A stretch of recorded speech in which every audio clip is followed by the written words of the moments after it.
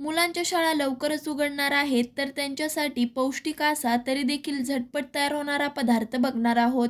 चॅनलवर जर माझ्या नवीन असाल, अजूनही चॅनलला सबस्क्राईब केलं नसेल, तर प्लीज माझ्या चॅनलला सबस्क्राईब करून घंटीचं बेल बटन नक्की प्रेस करा. चला तर रेसिपीला सुरुवात करूया. त्यासाठी एका थाळीमध्ये 1.5 वाटी ज्वारीचं पीठ घ्यायचं आहे. आता आपल्याला ह्यामध्ये पाव वाटी बेसन, पाव वाटी गव्हाचं पीठ, 1 चमचा लसूण मिरचीची पेस्ट, इथं मी काय केलंय 3 ते 4 हिरव्या मिरच्या आणि 7 ते 8 लसूण पाकळ्या जाडसर अशा कुटून घेतल्या आहेत. इथं तुम्ही मिरचीचं प्रमाण तुमच्या आवडीनुसार कमी जास्त करू शकता. पाव चमचा हळद, 1 चमचा जिरे, 1 चमचा धने पावडर, चवीनुसार मीठ आणि अर्धा चमचा ओवा हातावरती क्रश करून घालायचा आहे. ओवा हातावरती क्रश करून घातला म्हणजे पदार्थामध्ये त्याचा स्वाद छानपैकी असा उतरतो. ओवा घालून झाल्यावरती इथं मी चिमूटभर हिंग आणि भरपूर सारी बारीक चिरलेली कोथिंबीर घालणार आहे. कोथिंबीरीच्या ऐवजी तुम्ही बारीक चिरलेला पालक, बारीक चिरलेली मेथी, काहीच नसेल तर तुम्ही कसुरी मेथी देखील घालू शकता. आता आपण हाताने कोरडे जिन्नस छानपैकी असे मिक्स करून घेणार आहोत. सगळं छानपैकी असं मिक्स करून झाल्यावरती इथं मी काय केलंय, 1 ग्लास ताक घेतला आहे. घेतलेल्या ताकामध्येच आपल्याला पीठ मळून घ्यायचं आहे. बऱ्याच वेळेस काय होतं की लोणी कडवल्यावरती घरात ताक तसंच शिल्लक राहतं. त्या ताकापासून काय बनवावं हा प्रश्न तर आपल्याला नेहमीच पडलेला असतो. तर त्यावेळेस तुम्ही हा पदार्थ नक्कीच ट्राय करू शकता. बघू शकताय घेतलेलं सगळं ताक इथे मी घातलं आहे. तुम्हाला इथे ताक नसेल जर वापरायचं तर अर्धा वाटी आंबटसर दही देखील वापरू शकता.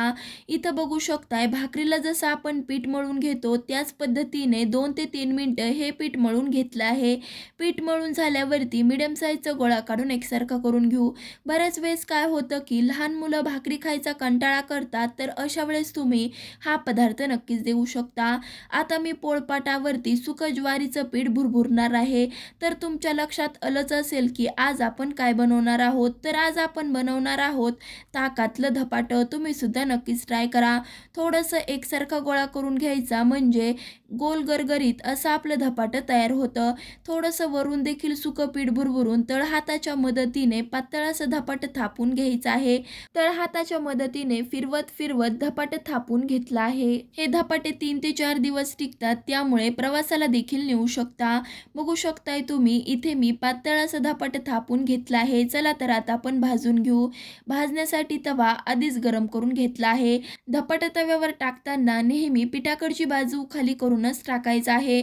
भाकरीला कसं आपण पिठाकडची बाजू वरी करतो, पण तसं न करता धपाट्याला नेहमी पिठाकडची बाजू खाली करूनच टाकायचं आहे. खालच्या साईडने 2 ते 3 मिनिटं भाजल्यावरती वरच्या साईडने देखील पलटवून 2 ते 3 मिनिटं भाजून घेऊ. आता आपण धपाट्याला दोन्ही साईडनी तेल लावून खमंग असं मिडियम गॅसवरती भाजून घेणार आहोत.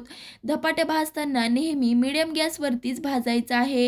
हे धपाटे तुम्हाला कसे वाटले कमेंट करून सांगायला विसरू नका. आणखी कोणत्या रेसिपीज तुम्हाला माझ्या चॅनलवर पाहायला आवडतील त्यासुद्धा मला नक्कीच सांगा. बघू शकताय 2 ते 3 मिनिटं दोन्ही साईडनी छानपैकी असं धपाटे भाजून झाल्यावरती काढून घेऊ. बघितलं ना तुम्ही की बनवायला अगदी सोपे पण खाल्ल्यावरती चव विसरणार नाहीत असे आपले ताकातले धपाटे तयार. तर वाट कसली बघतायत, शाळा उघडल्यावरती मुलांच्या डब्याला काय द्यावे अशी लिस्ट जर तुम्ही बनवत असाल ना, तर त्या लिस्टमध्ये हा पदार्थ नक्कीच लिहून ठेवा. तर पुन्हा भेटूयात एका नवीन रेसिपीसह. तोपर्यंत धन्यवाद.